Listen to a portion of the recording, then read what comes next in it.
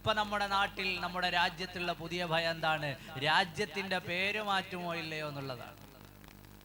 നമ്മുടെ രാജ്യത്തിന്റെ പേര് ഔദ്യോഗികമായ പല രേഖകളിലും ഇന്ത്യ എന്നതിന് പകരം ഭാരത് എന്ന് ഉപയോഗിച്ച് കാണുന്നു.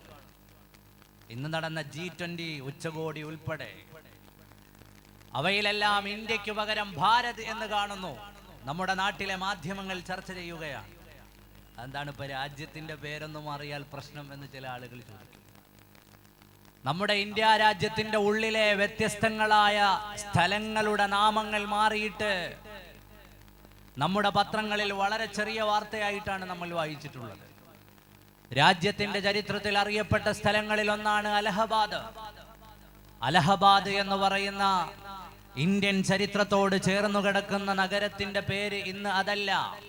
കാരണം അലഹബാദ് എന്ന് കേൾക്കുമ്പോൾ അതിലൊരു മുസ്ലിം ടച്ച് ഉണ്ട്.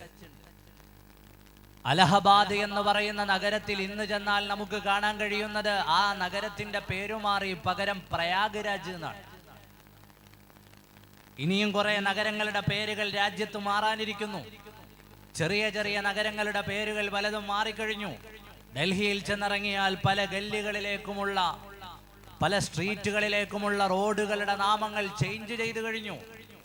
രാജ്യത്തിന്റെ വ്യത്യസ്തങ്ങളായ ഭാഗങ്ങളിൽ ഹൈദരാബാദിന്റെ, ഇലഹാബാദിന്റെ, അഹമ്മദാബാദിന്റെ അങ്ങനെ വ്യത്യസ്തങ്ങളായ നഗരങ്ങളുടെ പേരുകൾ മാറ്റുന്നത് സംബന്ധിച്ച സൂചനകൾ നടക്കുന്നു. ആ സൂചനകളുടെ ഇടയിലാണ് രാജ്യത്തിന്റെ പേര് ഇന്ത്യ എന്ന് മാറ്റിയിട്ട് ഭാരത് എന്നാക്കിയാലോ എന്നൊരു ചർച്ച വരുന്നത്. ശരിക്കും പറഞ്ഞാൽ നമ്മുടെ രാജ്യം സ്വാതന്ത്ര്യമായി 947.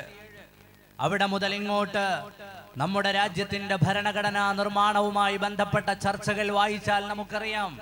949 ചർച്ച ചെയ്യുകയാണ് നമ്മുടെ രാജ്യത്തിന് എന്തു പേര് വേണം. India is that Bharat. Article 1 ഇന്ത്യയുടെ ഭരണഘടനയുടെ ആർട്ടിക്കിൾ 1 ആരംഭിക്കുന്നത് അങ്ങനെയാണ്. നമ്മുടെ രാജ്യത്തിന് എന്തു പേര് വേണം? പലരും വ്യത്യസ്തങ്ങളായ ചില പേരുകൾ പറഞ്ഞു. അതിർത്തികൾ രൂപപ്പെട്ട് 2 രാഷ്ട്രങ്ങളായ ഇന്ത്യയും പാകിസ്ഥാനും പാകിസ്ഥാൻ എന്ന പേര് സ്വീകരിച്ചതുകൊണ്ട് നമ്മുടെ രാജ്യം ഏതു പേരാണ് സ്വീകരിക്കേണ്ടത് എന്ന് സംബന്ധിച്ച് ചർച്ചകൾ നടന്നു. ആ ചർച്ചകൾ നടക്കുന്ന സമയത്ത് പല ആളുകളും പറഞ്ഞു ഹിന്ദുസ്ഥാൻ എന്നൊരു പേര് വന്നാൽ നന്നായിരിക്കും. ഹിന്ദുസ്ഥാൻ, അല്ലാമ ഇക്ബാലിന്റെ കവിതയിൽ ഈ രാജ്യത്തിന് അങ്ങനെ ഒരു പേരുണ്ട്, ഹിന്ദുസ്ഥാൻ. സുഭാഷ് ചന്ദ്രബോസിന് ഒരു മുദ്രാവാക്യം ഉണ്ടായിരുന്നു, ജയ് ഹിന്ദുസ്ഥാൻ. അതിന്റെ ചെറിയ രൂപമാണ് നമ്മളൊക്കെ വിളിക്കുന്ന ജയ് ഹിന്ദ്. രാജ്യത്തെ വ്യത്യസ്തങ്ങളായ വലിയ കമ്പനികളുടെ മുമ്പിൽ ഹിന്ദുസ്ഥാൻ എന്ന പേര് അടയാളപ്പെടുത്തിയ നിരവധി കമ്പനികളെ ഈ രാജ്യത്ത് കാണാം. എന്നാൽ ചർച്ചയ്ക്ക് വന്ന സമയത്ത് അത് വേണ്ട, പകരം മറ്റേതെങ്കിലും ഒരു നാമം നമുക്ക് സ്വീകരിക്കാം. അങ്ങനെ വിശാലമായ ചർച്ചകൾക്കൊടുവിലാണ് പക്വമതികളായ നമ്മുടെ രാജ്യത്തിന്റെ ഭരണഘടനാ നിർമ്മാതാക്കൾ ഒന്നിച്ചിരുന്ന് ഇന്ത്യ എന്ന പേരിനെ രൂപപ്പെടുത്തിയത്. വിശാലമായ ആ വിഷയത്തെക്കുറിച്ച് സംസാരിക്കുകയല്ല. ഹിന്ദുസ്ഥാനിൽ നിന്ന്, ഭാരതിൽ നിന്ന്, വ്യത്യസ്തങ്ങളായ അഭിപ്രായങ്ങളിൽ നിന്ന് ഭാരതവർഷം എന്ന് പേര് വെക്കണം, ഭാരതകാണ്ഡം എന്ന് പേര് വെക്കണം, ഭാരത് എന്ന് പേര് വെക്കണം. ഇങ്ങനെ നീണ്ടുനിന്ന ചർച്ചകളുടെ നടുവിൽ നിന്നാണ് നമ്മുടെ രാജ്യത്തിന് ഇന്ത്യ എന്ന പേര് സ്വീകരിക്കണം എന്ന അഭിപ്രായത്തിലേക്ക് എത്തിച്ചേർന്നത്. വിഭജനം സംഭവിച്ചു പരസ്പരം മുറിവേറ്റു നിൽക്കുന്ന 2 രാജ്യങ്ങൾ, അപ്പുറത്ത് പൂർണ്ണമായി മതത്തിന്റെ അടിസ്ഥാനത്തിൽ രൂപപ്പെട്ട ഒരു രാജ്യം, ഇപ്പുറത്ത് മതാടിസ്ഥാനത്തിലല്ല ഞങ്ങൾ രൂപപ്പെട്ടിട്ടുള്ളത്. ഈ രാജ്യം ഒരു വർഗീയമായ ഐഡന്റിറ്റിയെയും അനുവദിക്കുന്നില്ല. ഒരു മതത്തിന്റെ ഐഡന്റിറ്റിയുമുള്ള രാജ്യമല്ല ഇത്.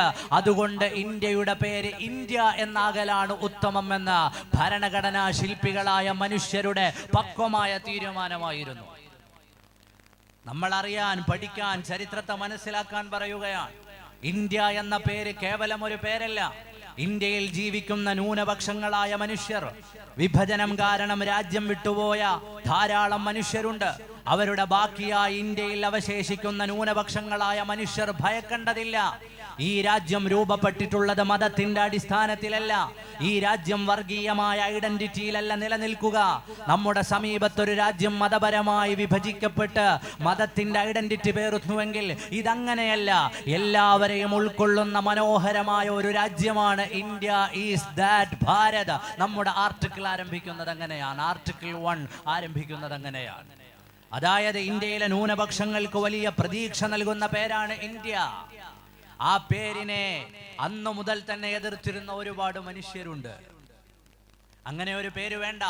ഭാരത് എന്ന പേര് എവിടെ നിന്നാണ്? ജവഹർലാൽ നെഹ്റു ഈ ചർച്ചകൾ നടക്കുന്നതിന്റെ ഇടയിൽ ഒരിക്കൽ അദ്ദേഹം പറയുന്നുണ്ട്, ഞാൻ വിശാലമായി ചരിത്രത്തെ അവതരിപ്പിക്കുകയല്ല. ഇന്ത്യക്ക് വ്യത്യസ്തങ്ങളായ പേരുകളുണ്ട്. ഇന്ത്യ, ഹിന്ദുസ്ഥാൻ, പിന്നീട് നമ്മുടെ പുരാണങ്ങളുമായി ചേർന്നു നിൽക്കുന്ന ഭാരത് എന്ന ഒരു പേരുമുണ്ട്. അദ്ദേഹത്തിന്റെ സംഭാഷണങ്ങളിൽ കാണാം. ഇന്ത്യയുടെ നാമവുമായി ബന്ധപ്പെട്ട് എഴുതപ്പെട്ട ഗ്രന്ഥങ്ങളിൽ കാണുന്നുണ്ട്. നമ്മൾ വിചാരിക്കും ഇതൊക്കെ നിസ്സാരമായ ചില കാര്യങ്ങളാണ് എന്ന്. അല്ല. ഇന്ത്യയുടെ നാമം, ഇന്ത്യ 2 നാമങ്ങളുള്ള ഈ രാജ്യത്തെ സംബന്ധിച്ച് ചരിത്രം എഴുതുന്ന സമയത്ത് ഹിസ്റ്റോറിയൻസ് പങ്കുവച്ച ഒരു അഭിപ്രായമുണ്ട്. ഭാരത് എന്ന പേര് ബ്രാഹ്മണാധിപത്യമുള്ള രാജ്യത്തിന്റെ നാമധേയമായി അവതരിപ്പിക്കപ്പെടുന്ന നാമമാണ്.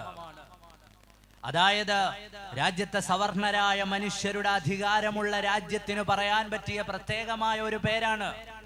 ചരിത്രകാരന്മാർ വളരെ വിശാലമായി നമുക്ക് പഠിപ്പിച്ചു തരുകയാണ്. തെക്ക് സമുദ്രങ്ങളും വടക്ക് ഹിമശൈലങ്ങളുമുള്ള അതിന്റെ ഇടയിൽ ഉൾക്കൊള്ളുന്ന സ്ഥലം ഭാരതം. ആ ഭാരതം എന്ന പേര് പുരാണങ്ങളോട് ചേർന്നു നിൽക്കുന്ന പേരാണ്. ഇന്ത്യ, ഇന്ത്യയിലെ എല്ലാ മനുഷ്യരെയും ഉൾക്കൊള്ളുന്ന, ഒരു മതത്തിന്റെയോ ഒരു ജാതിയുടെയോ ഒരു വർഗത്തിന്റെയോ മേൽക്കോയ്മയിലല്ലാത്ത മതേതര രാജ്യത്തിന്റെ സങ്കല്പങ്ങളെ ഉൾക്കൊള്ളുന്നു എന്ന് തോന്നിപ്പിക്കുന്ന പേരാണ്. അതൊരു വലിയ ആശ്വാസമാണ് ന്യൂനപക്ഷങ്ങൾക്ക് എന്ന് അവതരിപ്പിച്ച ചരിത്രത്തെ കാണാം. നമ്മുടെ നാട്ടിൽ ഇന്ന് നടന്നുകൊണ്ടിരിക്കുന്ന ചർച്ചകളിൽ ഒന്നിതാണല്ലോ. അപ്പോ നമ്മുടെ ഇടയിൽ നടന്നുകൊണ്ടിരിക്കുന്ന, അല്ലെങ്കിൽ നമ്മൾ പത്രത്തിൽ വായിക്കുന്ന ചർച്ചകൾ ട്രോളുകളായി തള്ളിക്കളയാനുള്ളതല്ല, തമാശകളായി വായിച്ചു തള്ളാനുള്ളതല്ല. അതിൻ്റെയൊക്കെ പിന്നിൽ കൃത്യമായ ചരിത്ര രേഖകളുണ്ട്. ഞാൻ പറഞ്ഞു വരുന്നത്, അങ്ങനെ വ്യത്യസ്തങ്ങളായ ഭയം പല ആളുകളിലുമുണ്ട്. വീടുകളിൽ താമസിക്കുന്ന ആളുകൾ, മക്കൾ, കുടുംബങ്ങൾ, എല്ലാവരിലും ഭയം നിറഞ്ഞു നിൽക്കുന്ന ഒരു സമയം. പലതരത്തിലുള്ള ഭയങ്ങൾ പലരെയും പിടികൂടിയിട്ടുള്ള സമയം. ആ സമയത്ത് ബഹുമാനപ്പെട്ട ഉസ്മാൻ ഇബ്നു അഫ്ഫാൻ റളിയല്ലാഹു അൻഹു പറയുന്നത് ഇതൊന്നുമല്ല. നിങ്ങളുടെ രാജ്യത്തെ കുറിച്ചല്ല, നിങ്ങളുടെ സമൂഹത്തെ കുറിച്ചല്ല, നിങ്ങൾ ജീവിക്കുന്ന പ്രദേശത്തെ കുറിച്ചല്ല, നിങ്ങളുടെ മക്കളെ കുറിച്ചല്ല. നിങ്ങളുടെ കൽബിൽ ഉണ്ടാകേണ്ട ഒരു ഭയമുണ്ട്. ആ ഭയം അള്ളാഹുവിന്റെ ഭാഗത്തു നിന്നുള്ള ഭയമാണ്. അള്ളാഹു കാണുന്നുണ്ടെന്ന ഭയമല്ല, അള്ളാഹു അറിയുന്നുണ്ടെന്ന ഭയമല്ല, അള്ളാഹു കേൾക്കുന്നുണ്ടെന്ന ഭയമല്ല. മറിച്ചു മുഅ്മിനീങ്ങളെ, എൻ്റെ ശബ്ദം കേൾക്കുന്ന ഓരോ സഹോദരിമാരുടെയും ഓരോ സഹോദരങ്ങളുടെയും ഈ സ്വലാത്തിന്റെ മജ്ലിസ് ദൂരെ നിന്ന് വീക്ഷിക്കുന്ന വിശ്വാസികളുടെയും കൽബിൽ എപ്പോഴും വലിയ ഒരു പേടിയുണ്ടാകണം. അത് നമ്മുടെ ചുറ്റുപാടുകളെ കുറിച്ചുള്ള പേടിയല്ല. ആ പേടി എന്തിൻ്റെ പേടിയാണെന്നറിയോ?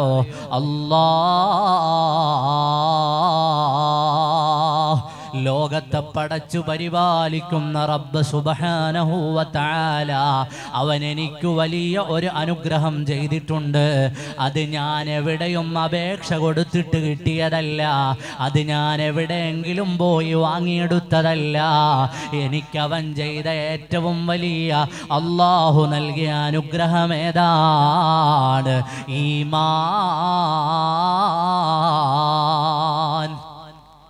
ഈമാനാണ് അല്ലാഹു നൽകിയ ഏറ്റവും വലിയ അനുഗ്രഹം.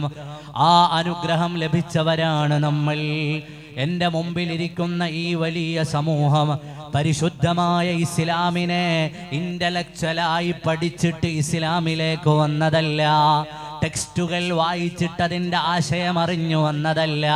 നമ്മുടെ വാപ്പമാര് മുസ്ലിമായതുകൊണ്ട്, ഉപ്പമാര് മുസ്ലിമായതുകൊണ്ട്, ഉപ്പാപ്പമാര് മുസ്ലിമായതുകൊണ്ട് അല്ലാഹു ഭാഗ്യം നൽകിയതാണ്. നമുക്ക് കിട്ടിയ വലിയ സമ്മാനമാണ് ഈമാൻ.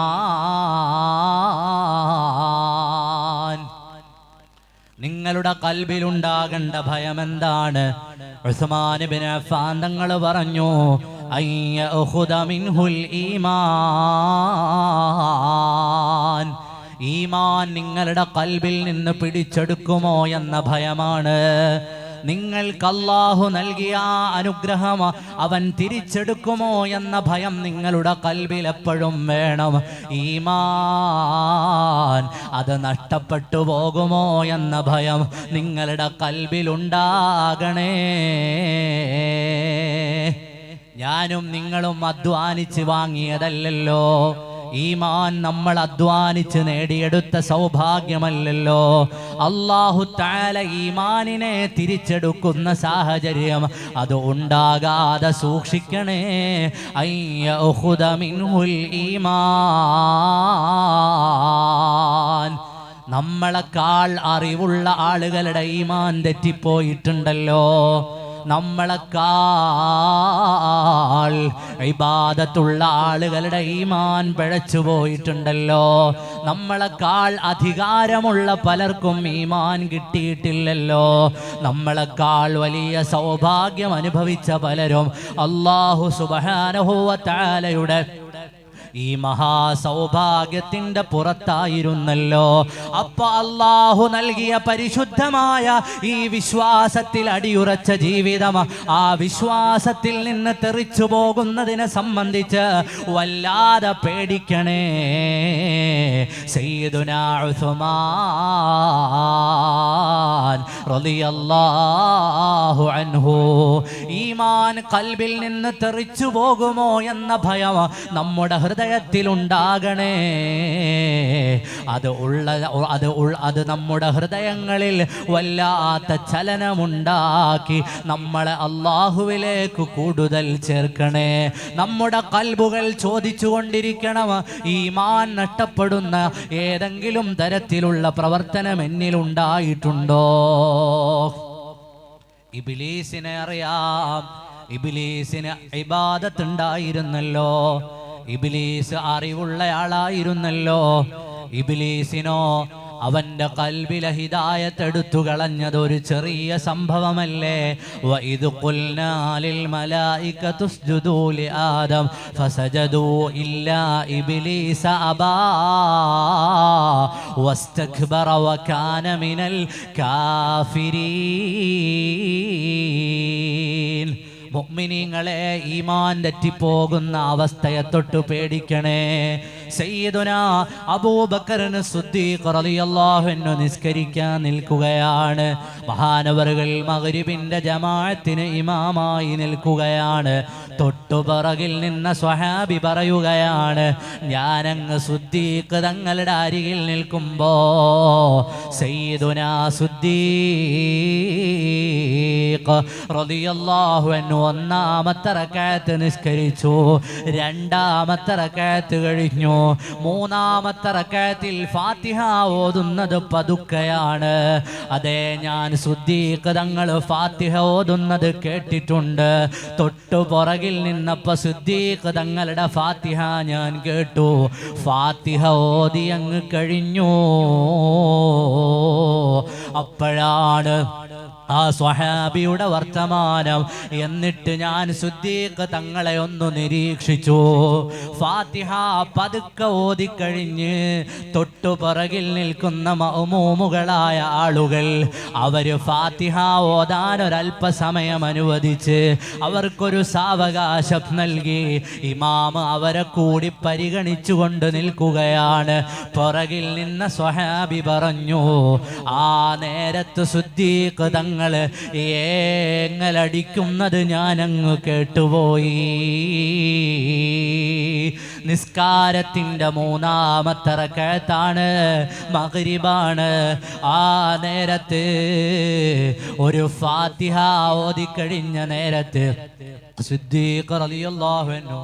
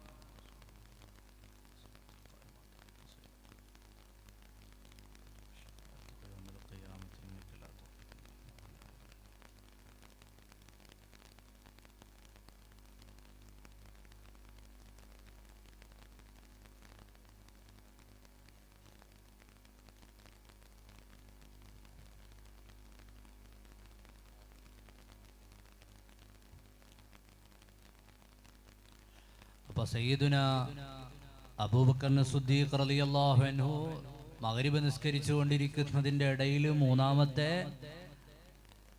റക്അത്ത് കഴിഞ്ഞ് ഫാത്തിഹ ഓതി കഴിഞ്ഞപ്പോൾ പുറകിൽ നിന്ന് സ്വഹാബി പറഞ്ഞു, അവർ തേങ്ങുന്നതായി ഞാൻ കേട്ടു. ഫാത്തിഹ ഓതി കഴിഞ്ഞ സിദ്ദീഖ് റളിയല്ലാഹു അൻഹുവിൻ്റെ ഖൽബ് എന്തുകൊണ്ടാണ് ഇങ്ങനെ സങ്കടപ്പെടുന്നത്? തൊട്ടുടനെ അവിടുന്ന് ദ്വാരക്കാണ്, റബ്ബനാ ലാ തുസിഗ് ഖുലൂബനാ ബഅദ ഇദ് ഹദൈതനാ വഹബ് ലനാ മിൻ ലദുൻക റഹ്മാ. സയ്യിദുനാ സിദ്ദീഖ് റളിയല്ലാഹു അൻഹു ഒരു ദുആ ചെയ്യുകയാണ്. പരിശുദ്ധമായ ഖുർആൻ വിശ്വാസികളുടെ പ്രാർത്ഥനകളിൽ എണ്ണിയ പ്രാർത്ഥനയാണ്. ആ ദുആഇന്റെ ആശയം ഇങ്ങനെയാണ്, യാ അല്ലാഹ്, നീ ഹിദായത്താക്കിയതിനു ശേഷം, സന്മാർഗത്തിലാക്കിയതിനു ശേഷം എൻ്റെ ഖൽബിനെ ആ നല്ല മാർഗത്തിൽ നിന്ന് തെറ്റിച്ചു കളയല്ലേ അല്ലാഹ്. ഹിദായത്ത് നീ തന്ന ഔദാര്യമാണ്. ആ ഔദാര്യം കിട്ടിയതിനു ശേഷം എൻ്റെ ഖൽബിനെ തെറ്റിച്ചു കളയല്ല അല്ലാഹ്. റബ്ബനാ ലാ തുസിഗ് ഖുലൂബനാ ബഅദ ഇദ് ഹദൈതനാ. സയ്യിദുനാ അബൂബക്കർ സിദ്ദീഖ് തങ്ങളുടെ ദുആയാണ്. ആരാണ് സിദ്ദീഖുൽ അക്ബർ? പറയേണ്ട ആവശ്യമില്ല, അവിടുന്ന് ഹബീബായ നബി തങ്ങളുടെ പ്രിയപ്പെട്ട മിത്രമാണ്. ആ സിദ്ദീഖ് തങ്ങൾ സ്വർഗസ്ഥരാണെന്നതിൽ അഭിപ്രായ വ്യത്യാസമില്ല. ആ നേതാവിൻ്റെ പ്രാർത്ഥനയാണ്, അല്ലാഹ്, നീ എനിക്കു തന്ന ഈമാനിൻ്റെ വെളിച്ചം എൻ്റെ ഖൽബിൽ നിന്ന് കെട്ടുപോകുന്ന, പ്രകാശം നഷ്ടപ്പെട്ടു പോകുന്ന ഒരവസ്ഥയിൽ എന്നെ എത്തിക്കല്ലേ അല്ലാഹ്. അങ്ങനെ ഒരവസ്ഥ എനിക്കു നൽകല്ലേ അല്ലാഹ്. സ്വർഗത്തിൽ പോകുന്ന നേതാവിൻ്റെ ദുആയാണ്, ഹിദായത്ത് ഖൽബിൽ നിന്നെടുത്തു കളയല്ലേ അല്ലാഹ്. മഹ്ലറത്തുൽ ബദരിയയുടെ വാർഷികത്തിന് വരുമ്പോൾ ഞാൻ എൻ്റെ സംഭാഷണം അവസാനിപ്പിക്കുകയാണ്. മഹ്ലറത്തുൽ ബദരിയയുടെ വാർഷികത്തിന് വരുമ്പോൾ, സ്വലാത്ത് വാർഷികത്തിന് വന്നിരിക്കുമ്പോൾ നമുക്ക് കിട്ടേണ്ട ഏറ്റവും വലിയ നേട്ടം എന്താണ്? ഹബീബായ നബി തങ്ങൾക്ക് സ്വലാത്തു ചൊല്ലുന്നതിലൂടെ മഹത്തുക്കളായ ആളുകൾക്ക് അവരുടെ മനാഖിബുകൾ ചൊല്ലിപ്പറഞ്ഞ് ദുആ ചെയ്യുന്നതിലൂടെ നമ്മുടെ ഖൽബുകൾ ഈമാനിൽ ഉറയ്ക്കാനാണ്. അല്ലാതെ എല്ലാവരും ഒന്നിച്ചുകൂടി ഭക്ഷണം വെച്ച് വിളമ്പാനല്ല, വലിയ വേദി കെട്ടിയിട്ട് അതിൻ്റെ ഫഖ്റ് പറയാനല്ല, അത് വലുതാണെന്ന് അവതരിപ്പിക്കാനല്ല.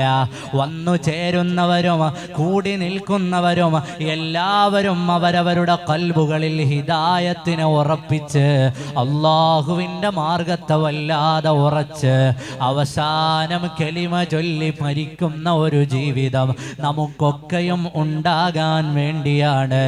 അതിനാണ് ഈ കൂട്ടായ്മകളെല്ലാം. ഹബീബായ നബി തങ്ങൾക്ക് സ്വലാത്തു ചൊല്ലുമ്പോ, ബദരീങ്ങളെ തവസ്സുലാക്കിയിട്ട് മഹ്ലറത്തുൽ ബദരിയ ചൊല്ലുമ്പോ, അവരുടെ മനാഖിബുകൾ ചൊല്ലുമ്പോ നമുക്ക് കിട്ടുന്ന നേട്ടം ഈമാനുള്ള ജീവിതമാണ്, ഈമാനുള്ള മരണമാണ്. ഉമ്മമാരെ, സഹോദരങ്ങളെ, നമ്മുടെ ഖൽബ് എപ്പോഴും ഈമാൻ നിലനിന്നു കിട്ടാൻ നമ്മൾ റബ്ബിനോട് തേടണം. അത് നഷ്ടപ്പെട്ടു പോകാതിരിക്കാൻ തേടണം. ഈമാൻ തെറ്റിപ്പോകുമോ എന്ന ഭയം വേണം. ഇന്ന് പല ആളുകളും ഈമാനിൽ നിന്ന് തെറിച്ചു പോകുന്നത് നമ്മൾ കാണുന്നില്ലേ? രാവിലെ മുസ്ലിമായവൻ വൈകുന്നേരം കാഫിറാകുന്ന കാലം വരുമെന്ന് മുഹമ്മദുർ റസൂലുള്ളാഹ്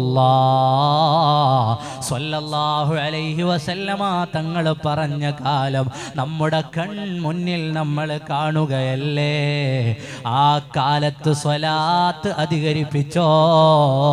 മഹ്ലറത്തുൽ ബദരിയ ചൊല്ലിക്കോ, ഈമാൻ ഉറച്ചു കിട്ടാൻ ദുആ ചെയ്തോ,